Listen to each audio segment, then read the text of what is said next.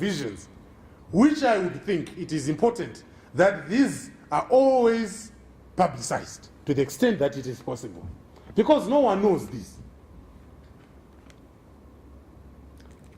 These are clearly minority shareholders, but they have certain rights in relation to the running of a company that are protected at statute, and which rights the law confers upon them.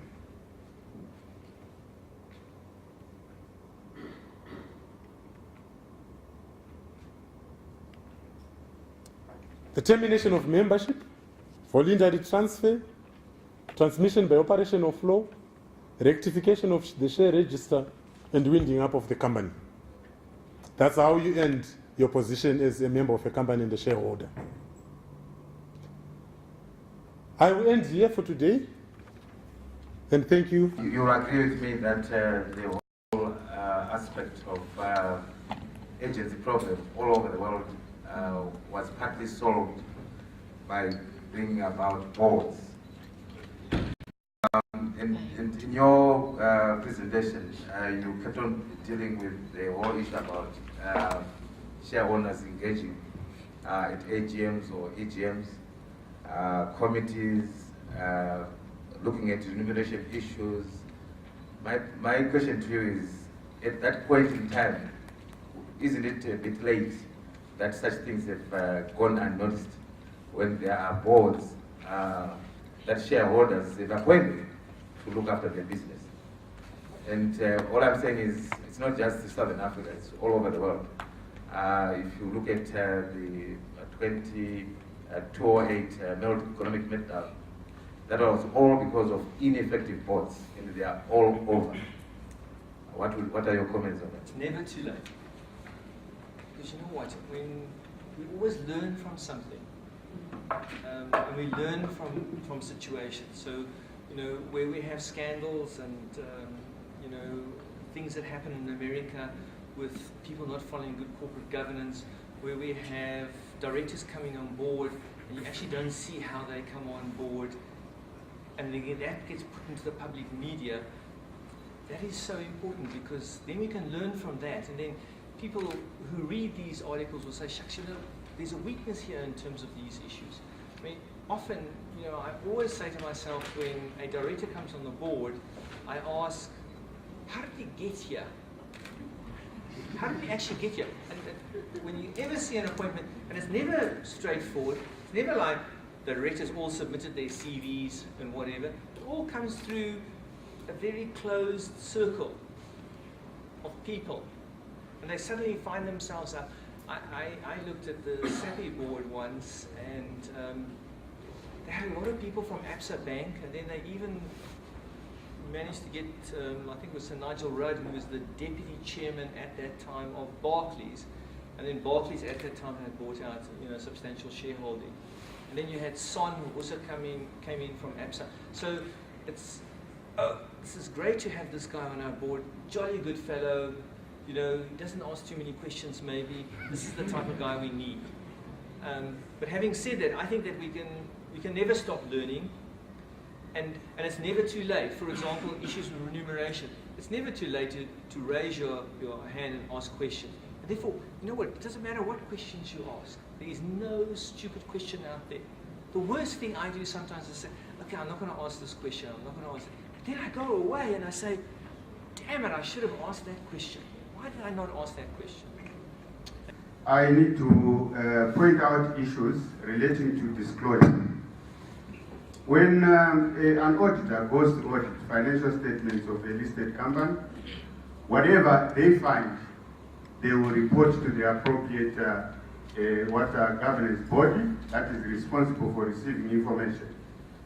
But the biggest problem is that even if the report is made, those who are affected by the report never take any action. When the auditor issues an audit opinion, the opinion is either qualified or unqualified. If it is unqualified, then there is no issue. But a qualified audit report will always state basis of qualification, why the audit report is to what has been qualified. But those who receive that audit report never take any action at all. And that qualification can be repeated several times and no action is taken. So it follows therefore that because shareholders don't act, usually they end up losing. So the activism that has been said needs maybe to be formalized and organized so that when the minority shareholders see qualified audit report, they must act on them.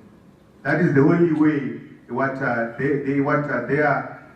prejudice can be addressed. Thank you.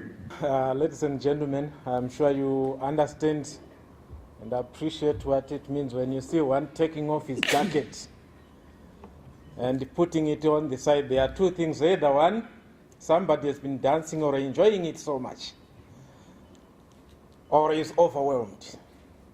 And I think at this juncture, in giving the closing remarks, I would like to thank our Minister official, Mr. Chidakwa from the Ministry of Finance, and also the delegates from the Securities and Exchange Commission, also the chair of the Zimbabwe Stock Exchange, our presenters, and also our distinguished guests who were with us in this very important milestone, which is a journey of 1,000 miles.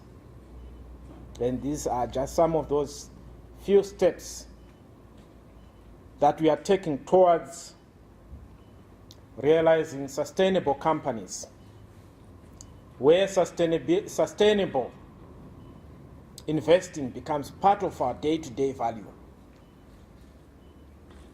as part of our contribution towards sustainable development in this country.